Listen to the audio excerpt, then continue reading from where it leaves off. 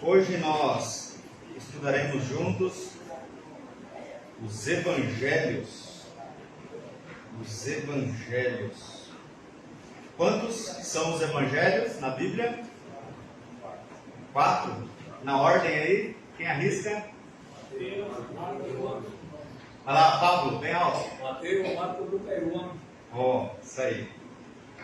Eles não são uma autobiografia. Não é Jesus escrevendo sobre a história dele. Mas são 4 pessoas diferentes, inspiradas pelo Espírito Santo de Deus, escrevendo acerca de Jesus, sobre Jesus. E uma pergunta comum é por que tem 4 livros? Bastaria apenas uma história bem contada? Bastaria Jesus mesmo escrever a história dele e deixar a nós? Mas Deus intentou assim na sua palavra. Ele inspirou 4 homens, são 4 perspectivas diferentes. Os 3 primeiros, Mateus, Marcos e Lucas, eles são muito parecidos e por isso são considerados sinóticos. Essa palavra quer dizer que eles apresentam características muito parecidas. O uso das palavras, as histórias é muito parecido. E um pouco mais independente, na verdade independente, o Evangelho de João, o último. Então, os discípulos relatam sobre Jesus. E dentro deste relato, nós temos discursos de Jesus. É claro que a personalidade do autor, de Lucas, de Marcos, de João e de Mateus, estão presentes nesses livros. Nós vimos já sobre a inspiração, como é que ela se dá. São escritores diferentes, mas um mesmo autor, o Espírito Santo de Deus. E vamos ao primeiro evangelho, que é o Evangelho de Mateus. Em Mateus, é interessante que ele cita mais de 60 vezes promessas do Antigo Testamento. Vamos, por exemplo, hoje a gente vai abrir a Bíblia com uma certa frequência aqui.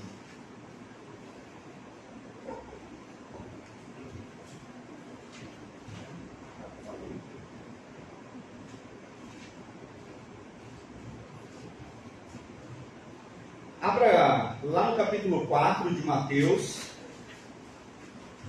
versículos 13 e 14.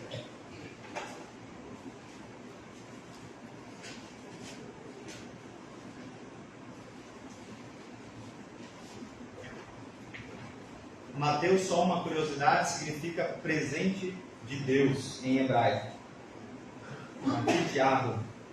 Diz assim a palavra de Deus: E deixando Nazaré, foi habitar em Cafarnaum, cidade marítima, nos confins de Zebulon e Naphtali, para que se cumprisse o que foi dito pelo profeta Isaías, que diz: A terra de Zebulon e a terra de Naphtali, junto ao caminho do mar, além do Jordão, a Galileia das nações, o povo que estava sentado em trevas, viu uma grande luz, e ao que estavam assentados na região e na sombra da morte, a luz raiou. Então, o Evangelho de Mateus é permeado desse tipo de citações. O autor faz questão de buscar lá no Antigo Testamento promessas sobre a vinda do Messias. É como se ele tivesse, pessoal, olha, foi dito lá atrás, e agora este Jesus está cumprindo essa profecia. Então, por isso que o público-alvo deste Evangelho são os judeus. Os judeus conheciam a lei, os gentios não. Os judeus conheciam as profecias referentes ao Messias. Então, Mateus, ele tem como público-alvo os judeus. E ele repete, algumas vezes, a palavra filho de Davi, a expressão, na verdade, filho de Davi, para se referir a Jesus. Isso quer dizer o quê? Quando o judeu ouvia filho de Davi, ele já ligava lá no Antigo Testamento. Então, Mateus faz essa ligação. Ele traz o Antigo Testamento e dizem bem claramente, em alto e bom som, que aquele Jesus Cristo era o Messias dos judeus, o prometido rei dos judeus. Agora vamos para Marcos. Marcos, ele é mais curto. apenas 16 capítulos. Façam essa experiência, tentam ler Marcos de uma vez só. Peguem um domingo à tarde e leiam ele completamente. E você vai perceber que é muito dinâmico, as coisas acontecem uma atrás da outra. E ele tem um caráter muito prático. Por quê? Porque Marcos estava escrevendo para os romanos. A cultura dos romanos, ela é muito relacionada assim, o que fulano fez? O importante é fazer.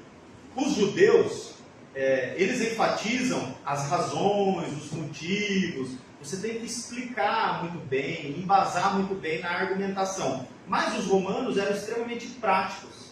O que esse Jesus fez, afinal das contas? E Marcos parece não perder tempo. Ele vai narrando alguns acontecimentos e já mostra o que ele fez. E aí eu gostaria que vocês abrissem comigo lá em Marcos 10, capítulo 10, versículo 45, por gentileza.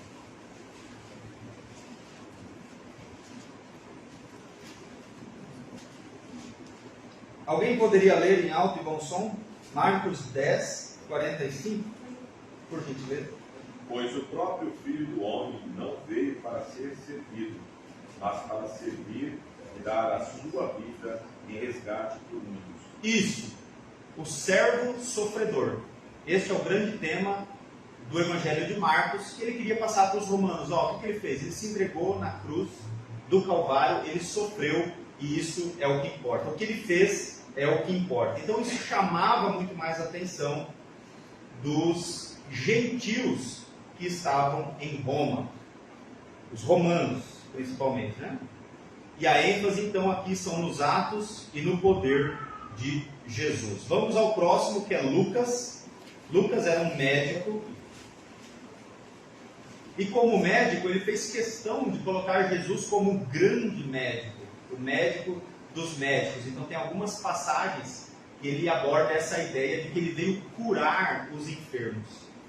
E ele faz uma pesquisa sobre os relatos de Jesus. Talvez ele não presenciou como testemunho ocular a vida de Jesus, mas ele pesquisou e fez uma espécie de tratado, uma referência bibliográfica sobre a vida de Jesus Cristo. Por quê? Porque ele queria atingir um grande número de pessoas. O público-alvo dele não eram os judeus, era prioritariamente os gregos, e ele queria expressar, dar ênfase à humanidade de Jesus. Jesus era um homem, Jesus não era um espírito, Jesus não era metade Deus, metade homem, ele era 100% homem e 100% Deus. Ele queria então enfatizar a humanidade de Jesus. Eu vou ler um trecho aqui de um comentário bíblico sobre Lucas. O médico Lucas apresenta Jesus como o grande médico. Lucas analisa a interação de Jesus com os publicanos, com as mulheres, com as crianças, com os gentios e os samaritanos, demonstrando o seu ministério singular aos marginalizados da sociedade. Lucas também descreve Jesus como filho do homem, enfatizando a sua oferta de salvação para o mundo. Essa é a característica, esse é o distintivo do Evangelho de Lucas. E quarto, João. O Evangelho de João, ele faz questão de mostrar que Jesus é Deus. E já começa no capítulo 1, dizendo que o Verbo se fez carne. O Verbo estava com Deus e assim por diante. Então, de cara, Jesus é Deus. Se por um lado, Lucas queria enfatizar a humanidade de Jesus, o Evangelho de João quer enfatizar a divindade de Jesus. Jesus, 100% homem e 100% Deus.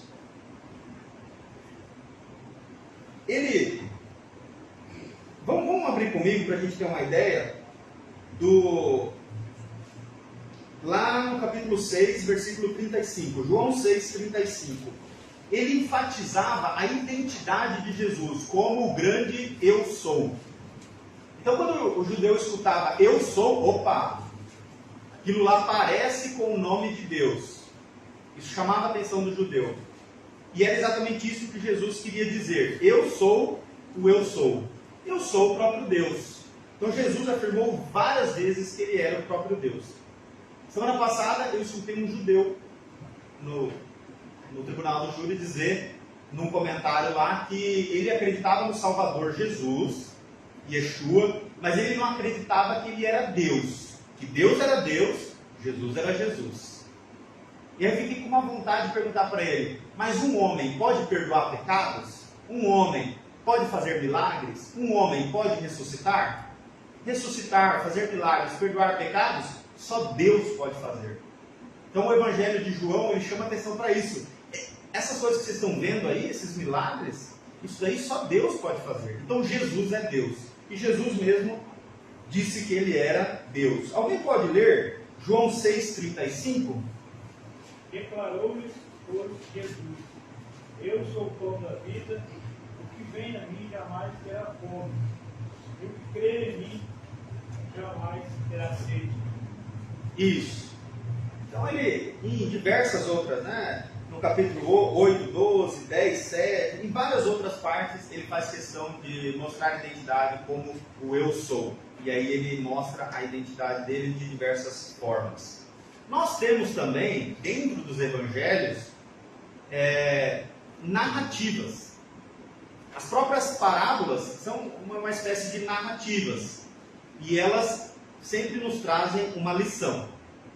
Só que, como nós já vimos no ensinamento sobre como interpretar parábolas, tem que se tomar um cuidado na interpretação da parábola, para você não pegar, às vezes, a questão periférica, um detalhe da parábola, e tomar aquilo como verdade.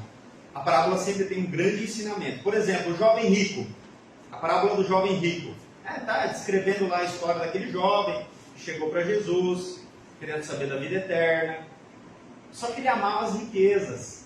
E Jesus falou para ele vender as riquezas dele e distribuir aos pobres. Significa que todo cristão tem que vender tudo que tem e dar aos pobres?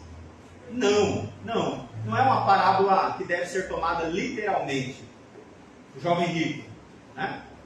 E tem, por exemplo, Zaqueu. Zaqueu era rico também. E alcançou a graça de Deus. Então, há um ensinamento muito maior. A confiança deve estar em Deus e não nas riquezas. Que era o caso daquele jovem rico. E apesar de uma pessoa ser rica, ela pode ser salva, como foi o caso de Zaqueu. Então, você tem que tomar um certo cuidado para extrair a lição correta dessas narrativas. E também possui muitos ensinos. O próprio Sermão do Monte é uma coletânea de ensinos que são imperativos para nós. Nós temos que fazer aquilo lá. Há vários mandamentos, digamos assim, nos ensinamentos de Jesus, mas não são eles a lei, como no Antigo Testamento. A lei do Antigo Testamento, antiga aliança. Estamos agora na nova aliança. Vale para nós os ensinamentos de Jesus. Só que esses ensinamentos não são para a salvação. Eu não alimento os pobres, eu não cuido dos órfãos e das viúvas para ser salvo. Eu não faço uma porção de coisas, eu não sigo os ensinamentos de Jesus para obter salvação. Não, a salvação é pela graça, nova aliança, graça de Deus. Então, se eu tenho a graça de Deus, meus pecados foram perdoados, espera-se de mim, então, que eu obedeça ao meu Senhor, o meu Salvador, que eu siga os ensinamentos de Jesus. E os evangelhos trazem também, além de quem Jesus é, além das narrativas, como as parábolas, além de ensinamentos, ele traz a visão sobre o reino de Deus. O que é o reino de Deus? Ele foi inaugurado com a vinda de Jesus e ele será consumado com a segunda vinda de Jesus. E a gente está aqui no meio. O pessoal aqui, para quem foi escrito esses evangelhos, também estavam ali no meio. Poxa, começou o final dos tempos, os últimos tempos?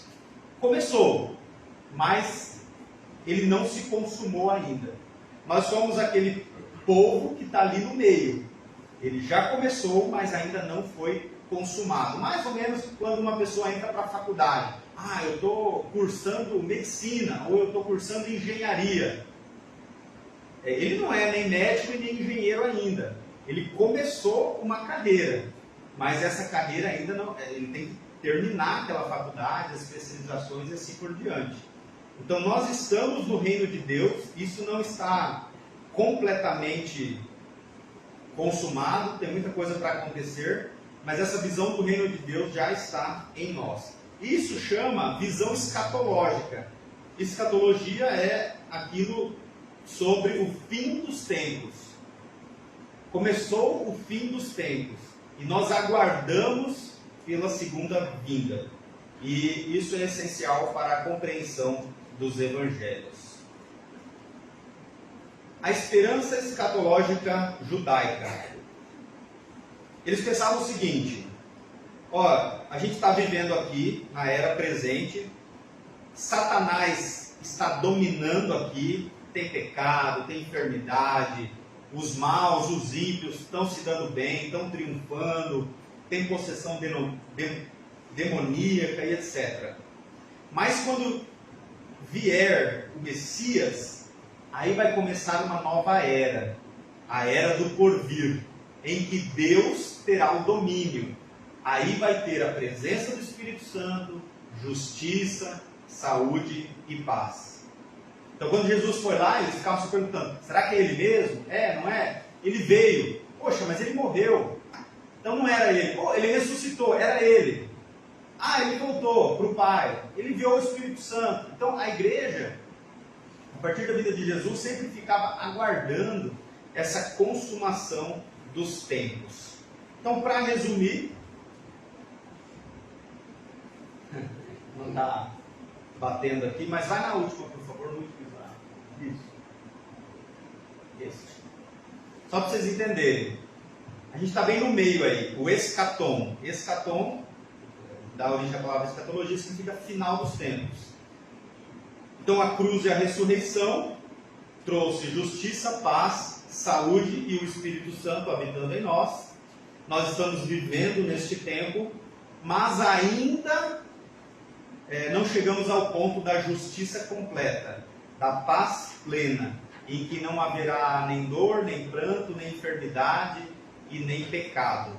Isso vai ser após a segunda vinda de Jesus, em que ele terá o domínio total e completo sobre o mundo, sobre toda a criação e sobre as nossas vidas. Então é muito importante você ler os evangelhos, entendendo todo este contexto. E às vezes ver a mesma passagem, a mesma história, nos 4 evangelhos.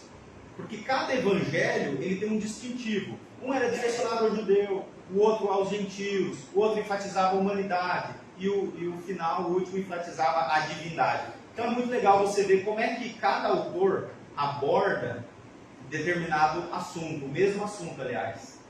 E você vai ver que a personalidade do autor está preservada, ele é inspirado pelo Espírito Santo de Deus, e todos culminam para expressar a verdade de Deus. Então é isso. Nós estamos ansiosos pela vinda de Jesus. Nós devemos ler os evangelhos para que essa espera pela segunda vinda seja uma espera o mais dentro possível, dentro da santidade de Deus, dentro dos ensinamentos de Jesus.